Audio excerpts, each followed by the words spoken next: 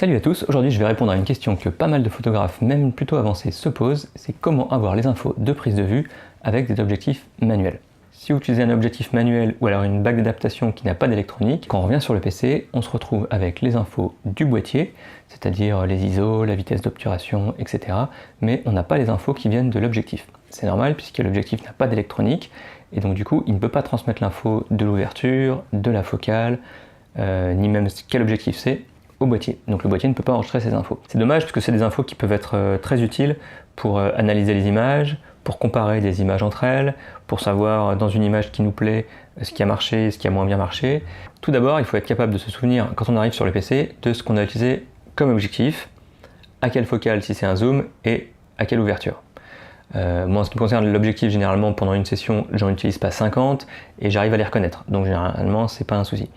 La focale utilisée, j'utilise des focales fixes en manuel, donc même chose, facile à reconnaître. Il reste l'ouverture. Pour l'ouverture, je vais vous montrer mon arme secrète. Tadam! Une sorte de petit porte-clés sur lequel j'ai indiqué les différentes ouvertures de mes objectifs, comme ça, hop, jusqu'à f22, même si généralement je ne l'utilise pas.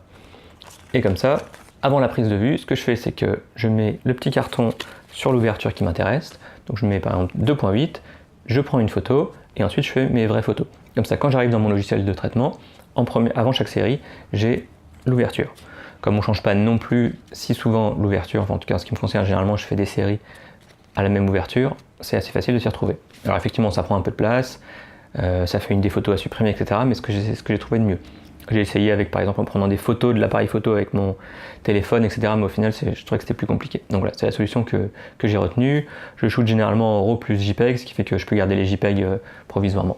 Je vais vous présenter 3 solutions pour taguer vos photos manuelles. La première, elle marche avec n'importe quel logiciel que vous utilisez et les 2 suivantes sont dédiées à Lightroom. Donc on se retrouve sur l'interface d'ExifTool pour regarder ce que ça donne en image. Donc on voit que sur ma première image, j'ai la photo du carton et on va aller donc jusqu'à l'image suivante où on trouve le f8. Donc je sais que pour toutes ces images là ça a été pris à f2.8, donc je vais tout de suite aller à droite dans f-number, je vais cliquer sur entrée, taper 2.8 et c'est enregistré. Je fais save et ça va l'enregistrer pour toutes ces images. Je vais indiquer que ça a été pris à f8, donc je tape 8, entrée, j'enregistre et c'est parti. Il me reste à prendre toutes mes images et indiquer le modèle d'objectif utilisé. Donc là je l'ai préparé dans un petit fichier texte à côté. Je vais pouvoir le copier-coller. Donc c'est Venus Optics Laowa, j'ai pris le modèle exact de l'objectif et ainsi que la focale qui est de 9 mm. J'ai donc le lens model et le focal lens qui sont indiqués comme étant modifiés. Je sauvegarde et j'ai mes exifs qui sont bons sur tous les fichiers. J'ai plus qu'à retourner dans Lightroom, lui demander d'importer le dossier. Voilà, et si on ouvre les images, on voit bien qu'on a bien la focale, l'objectif utilisé et l'ouverture. Si je vais sur les autres images, prises à f8, on a bien les infos. Il ne me reste plus qu'à supprimer les images avec les cartons puisqu'elles ne me servent plus à rien. Donc la deuxième méthode que je vais vous montrer, c'est si vous avez déjà importé les images dans Lightroom mais que vous n'avez pas encore fait de modification dessus. Donc ça utilise le plugin Lightroom qui s'appelle LensTagger, que vous pouvez récupérer sur lenstagger.com. Vous l'installez ensuite comme n'importe quel plugin Lightroom. Donc on se retrouve dans Lightroom, vous allez prendre les images dont vous souhaitez modifier les exifs, aller dans le module LensTagger. Ici on a quelques choix à remplir, avec en particulier le nom de l'objectif, la focale et l'ouverture. Donc ici je vois d'après mon carton qu'on est à 2.8, donc je tape 2.8, j'ai plus qu'à mettre à jour la commande et l'exécuter. Donc là, il lance derrière ExifTool et ça prend un petit peu de temps. C'est pour ça que je préfère finalement la première méthode.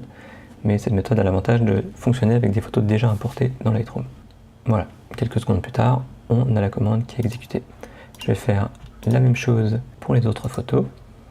Je lance LensTagger, donc ici on est à F8, Donc je mets F8, je mets à jour et je lance la commande. Voilà, donc 8 secondes plus tard, c'est fini. J'ai plus qu'à sélectionner toutes mes photos, faire métadonnées, lire les métadonnées depuis le fichier. Et là, Lightroom va mettre à jour et comme on peut le voir, on a bien les infos. Donc comme dans la première méthode, on a bien l'objectif indiqué, la focale et l'ouverture. On peut ensuite supprimer les photos qui ne nous intéressent pas. Donc troisième méthode, c'est pour les photos que vous avez déjà retouchées dans Lightroom. Donc là j'ai pris un exemple, j'ai appliqué plein de petites modifications sur ces photos-là, j'ai mis des mots-clés, j'ai mis des labels, j'ai mis des notes, j'ai fait des retouches et j'ai pas du tout les infos de la prise de vue. Le problème là, c'est qu'on va avoir un conflit entre deux métadonnées, celle de Lightroom et celle du fichier lui-même. Donc pour éviter d'écraser les modifications de Lightroom, on va d'abord les exporter, puis les réimporter une fois qu'on les aura modifiées. Donc on va toujours utiliser Lens Tiger pour ça. Donc si je prends la première série de photos, je vais tout d'abord sauvegarder les métadonnées en faisant métadonnées, enregistrer les métadonnées dans le fichier. Donc là, il va me les sauvegarder, c'est fait. Je vais ensuite pouvoir, comme dans l'étape précédente, modifier les données avec Lens Tiger.